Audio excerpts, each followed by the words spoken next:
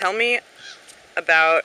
It's a beautiful day. I think I'm going to do some stretches. Cool. What else are you going to do today? Oh man, I'm probably going to study some calculus, find some integrals and whatnot, and then possibly go for a run. It's time for my weekly run. I usually do I run multiple times a week, but I do like 3 miles every other day. But once a week I'm trying to do a big run, like 6 miles, so I think I'm going to go for a 6-mile run in the evening once it's not too hot. Cool. And I'll probably end up staying up all night again. What do you think you're going to do when you stay up all night? Probably nothing important. Well, what are you going to do, though? I don't know, I might program and processing. Are you going to program Or that I idea might you were talking about last night? Work on some music. What? Are you going to program that idea you were talking about last night? What was my idea? It was a bunch of objects that... Oh, the kind of amorphous entities that have random borders and somehow interact with other amorphous entities. Yeah. Yeah, I might work on that. Do you have something else you want to work on? I want to do something that involves procedural generation or something that involves like recursion, fractal-esque type stuff. I'm always really fascinated in that. So Talk about fractals. Fractals are amazing.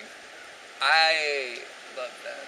I think that fractals are kind of representative of our universe in that they are self-similar and perhaps people as well. How did you first get interested in fractals? Probably when I first heard about them.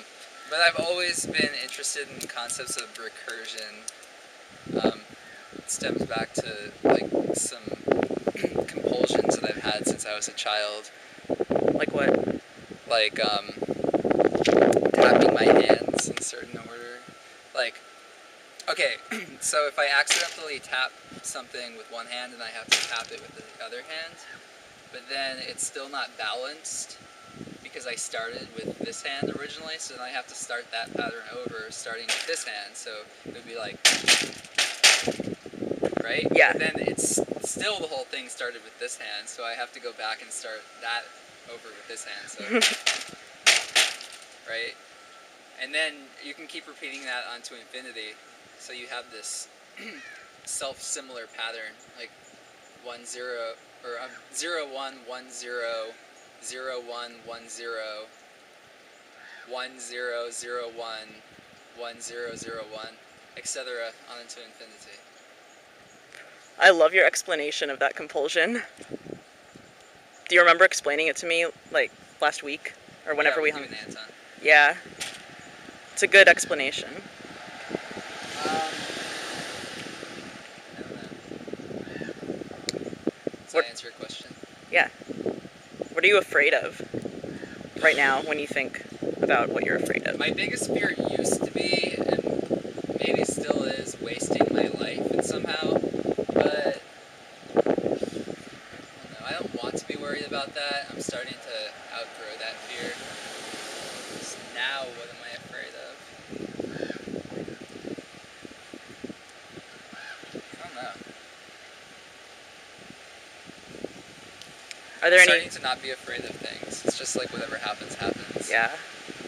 Are there any worries in the back of your mind? Like, since you woke up today, was there anything you were thinking about, like, oh shit, this is something I'm worried about? Not really. I'm always kind of worried that we're on a path of destruction. We? As in humanity. Like, I think if we continue on this path of carbon emissions, unmitigated carbon emissions, while there continues to be more and more people in the world, and we're not doing anything to help this problem, we're probably going to have some huge environmental disaster just around the corner.